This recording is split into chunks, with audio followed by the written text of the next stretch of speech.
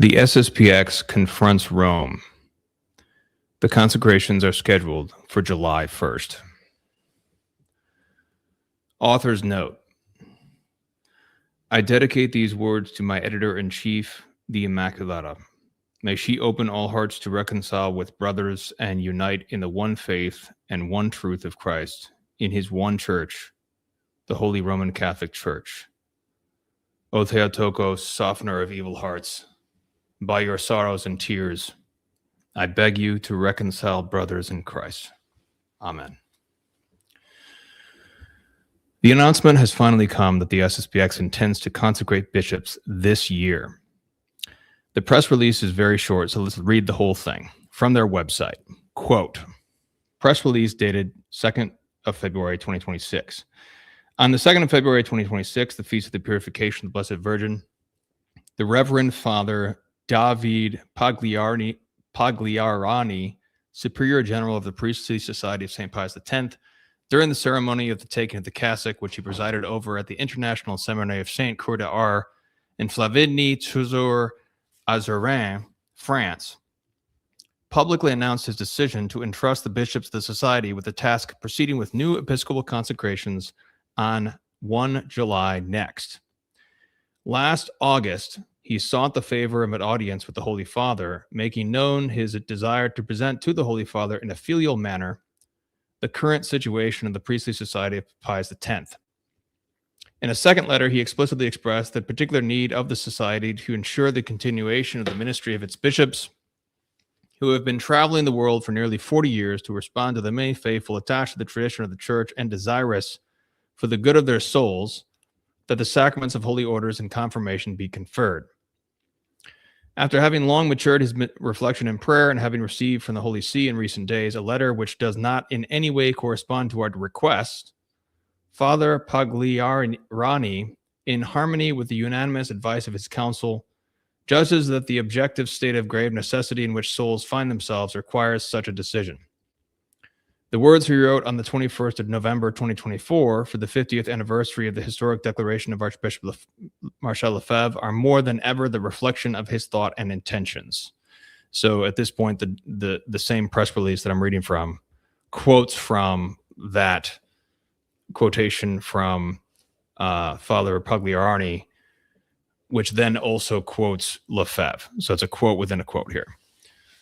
Quote from Father Pagliarani, quote, it is only in the Catholic Church, as it has always been, and in her unchanging tradition, that we have the guarantee of possessing the truth, of being able to preach it, and of being able to serve her.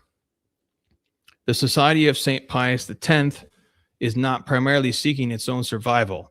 It primarily seeks the good of the universal Church, and for this reason, the Society is, par excellence, a work of the Church, which, with unique freedom and strength, responds adequately to the specific needs of an unprecedentedly tragic era. This single goal is still ours today, just as it was 50 years ago. And now here comes the quote from Archbishop Lefebvre. So the following words are from Archbishop Lefebvre from his declaration in 1974. Quote from Archbishop Lefebvre, quote, that is why, without any spirit, rebellion, bitterness, or resentment, we pursue our work of forming priests with the timeless magisterium as our guide. We are persuaded that we can render no greater service to the Holy Catholic Church, the Sovereign Pontiff, and to posterity. End quote from all of these quotations back to the press release of today's date. In the coming days, the Superior General will provide further explanations regarding the present situation and his decision. Nos cum prole pia benedicat Virgo Maria. May the Virgin Mary bless us together with the Divine Son. From Menzingen, 2nd of February, 2026. End quote. So I'm all done with all those quotes. Sorry about the quote within a quote there, but I'm done with all the quotes now. Okay.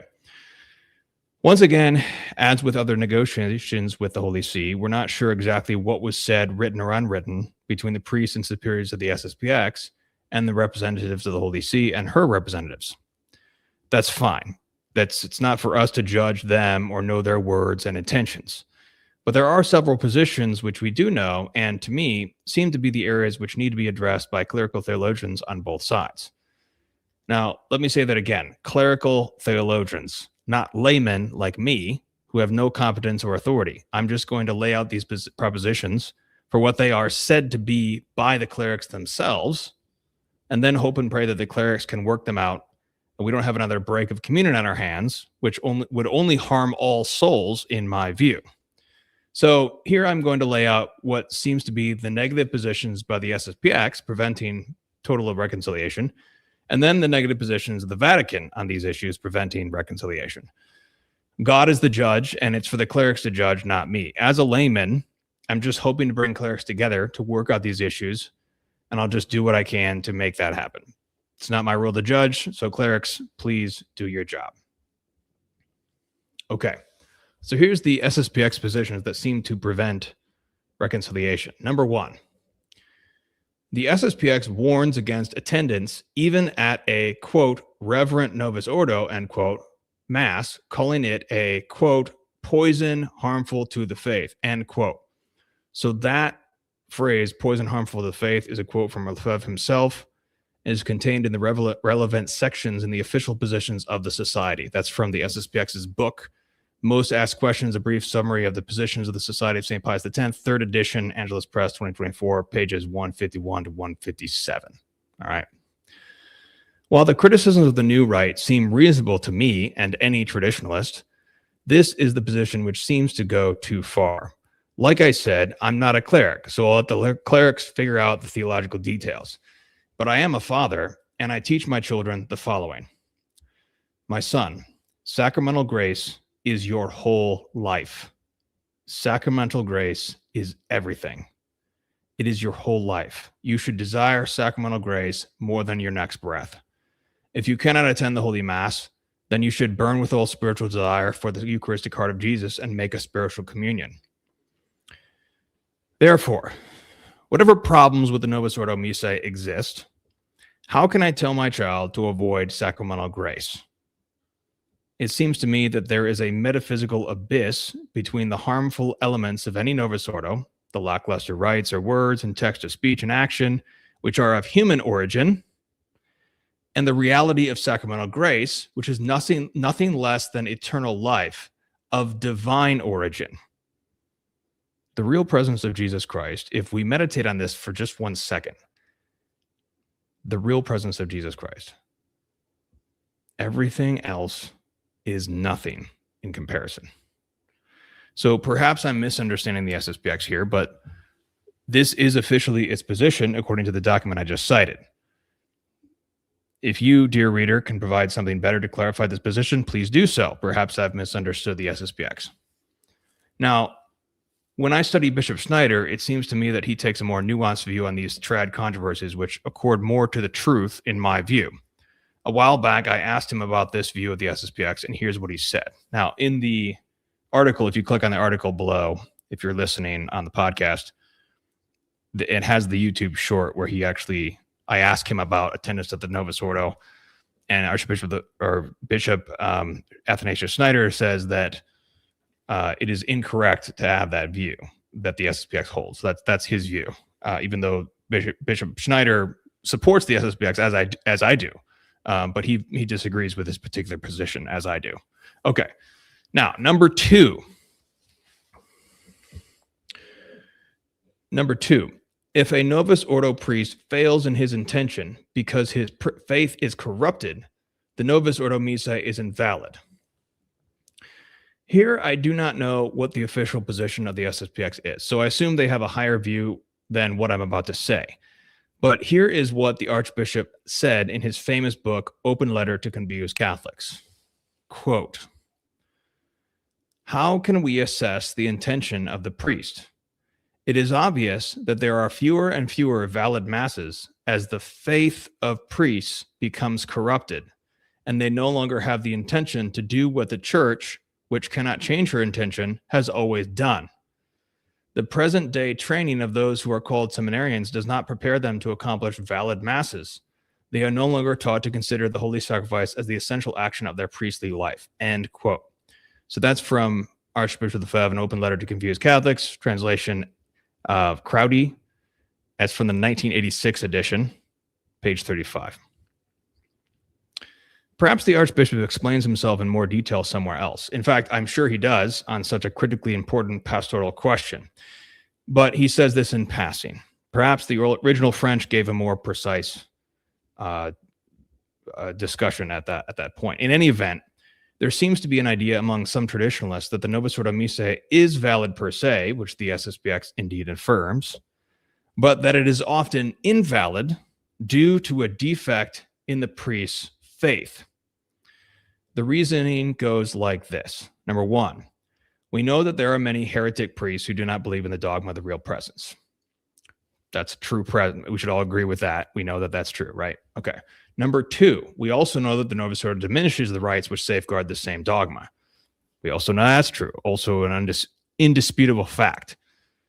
The difficult part is the conclusion of this syllogism. Number three, therefore, these heretic priests who disbelieve the dogma using a defective ritual, therefore do not confect a valid sacrament. Now, this is the vulgar layman's argument. Of course, like I said, I assume the SSPX clerics have a much better argument, and so I'm trying to emphasize that this is probably not what they say.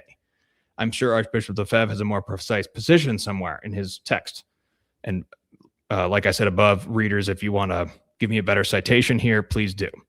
In any event, I have heard this view from lay people, and this position is at least implied by the words I quoted above from the Archbishop himself, and this position is false.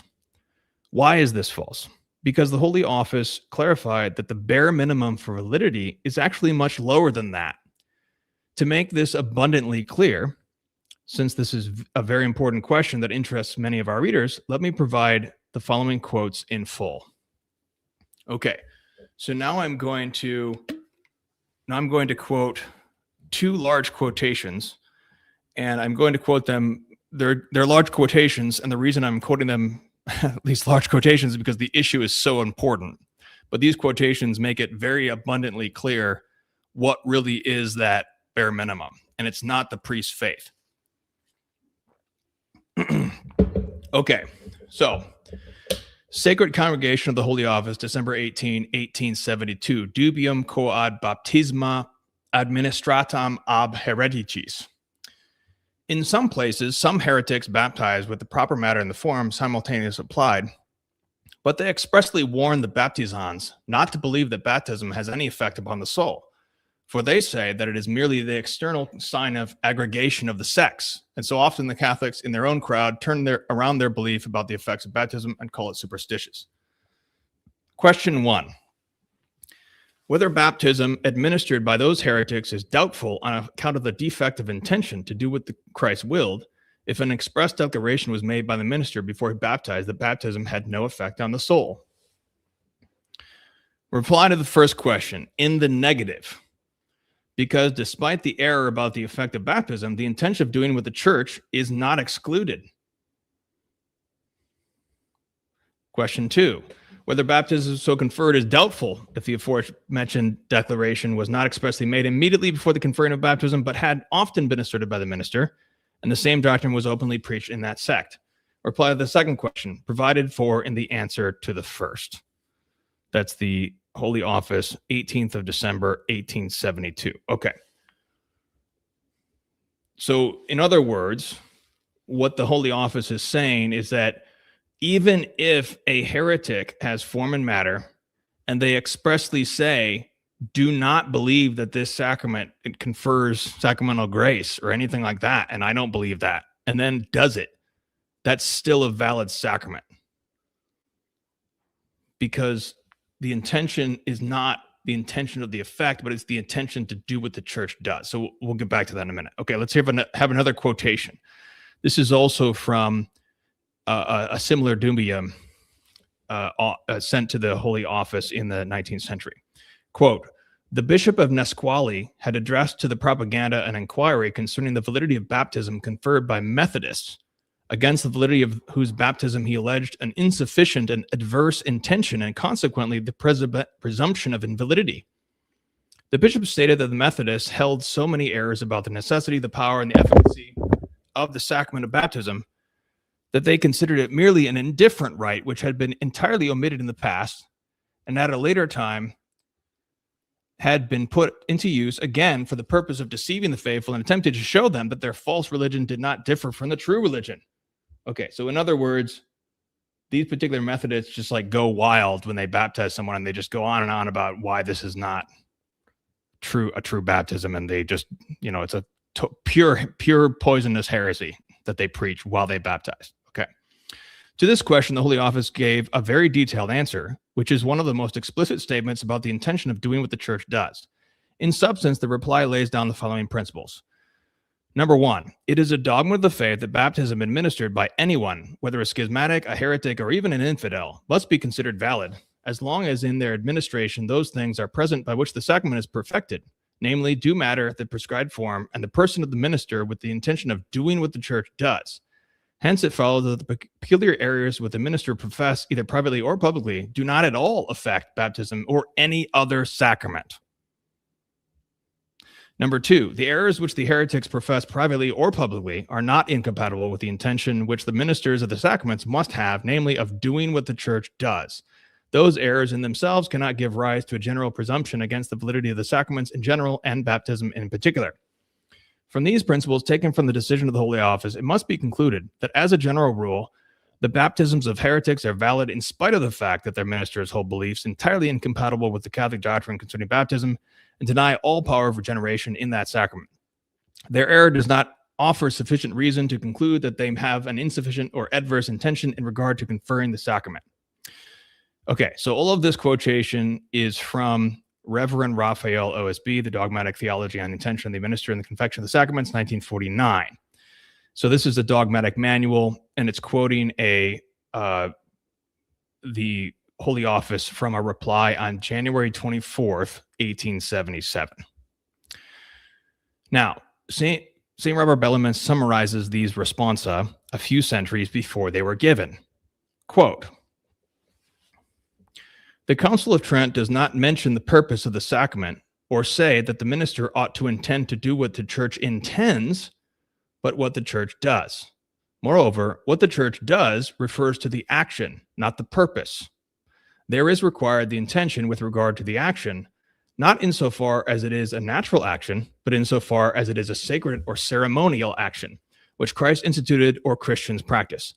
If one intends to perform the ceremony which the church performs, that is enough. End quote. Bellarmine, De Sacramentis in Genera, chapter 27. End quote. So in other words, the intention has nothing to do with the faith. In other words, it's literally this person takes this form, which is the words, takes this matter, and then puts them together in a ceremony. And that's the intention right there. Because they put them together in a ceremony, they do what the church does. Therefore, they're clearly intending to do what the church does, which is a totally objective fact. I don't need to know anything about what's inside this priest's heart, because I can see right there that he's doing what the church intends to do because he's putting the form and matter together in a ceremony. That is the bare minimum for validity right there. So these quotations, continuing with my article, these quotations both come from this article, quote it, and you can click the link in the article, from the SSPX critics John Salza and Robert Sisko. Credit where credit is due. Although I personally disagree with these two in their critical view of the SSPX, which seems excessive to me, on this point, I don't see any way around it. These two positions of the SSPX, the first, the official position, the second, unofficial and held by some lay faithful, seem to be untenable positions. The first, official position, seems to suggest that the SSPX wants to have 1 billion faithful around the world avoid the Novus Ordo Missae, even if it's totally reverent, and as a result deprive themselves of sacramental grace. This seems like an untenable pastoral solution to the new iconoclasm, but I cannot tell any soul to stay away from sacramental grace. Who am I to say such a thing? Now, the second position seems to be shared by some lay faithful, but seems to be obviously bad sacramental theology, which leads to depriving more faithful of the life-giving fount of sacramental grace.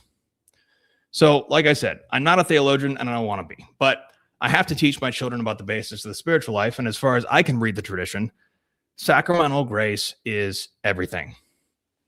And if I'm not at all off course with this instinct, then I can see why the Holy See has a problem with this. Does the SSPX teach the faithful to not attend the Novus Ordo Missae, even if that Novus Ordo presumably is celebrated by the Holy Father himself? This would seem to be a red flag for the Holy See. Okay, now, Roman positions that need to be addressed. Number one, the Latin Mass must be liberated forever. Summorum Pontificum was a positive fruit of the SSPX dialogue with Rome. Because the SSPX fought for the tradition, they forced the issue and brought the new iconoclasm to the light in defending the fate of little ones spiritually abused by bad clerics, abusing the Blessed Sacrament and destroying the faith of children. Joseph Ratzinger agreed with them from the start, as he says in Milestones, and the force of tradition itself in Ratzinger's mind, with pressure from the SSPX, brought about Summorum Pontificum, which benefited every Latin Rite priest worldwide. Moreover, Summorum Pontificum vindicated the central claim of the SSPX that is contained in the 1974 declaration above implicitly, that the Latin Church, the Church of Rome in particular, cannot deny her own right, period.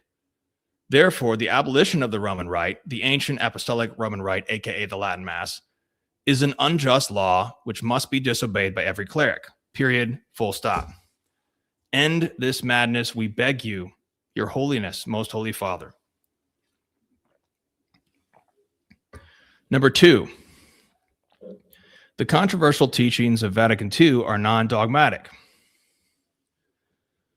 The Vatican official representative to the dialogue with the SSPX admitted that the disputed teachings from Vatican II are non-dogmatic. So if you go to the article, you can click on, so it's Monsignor Pozzo who said this in their dialogue, and he's the official Vatican competent authority, all right? So you can click on the links there for the sources on that. This is the positive fruit of the SSPX Rome dialogue.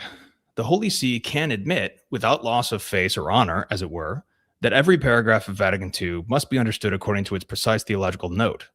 And that's actually what Lumen Gentium actually says already in its appendix. So they can admit that without dishonoring the Holy See.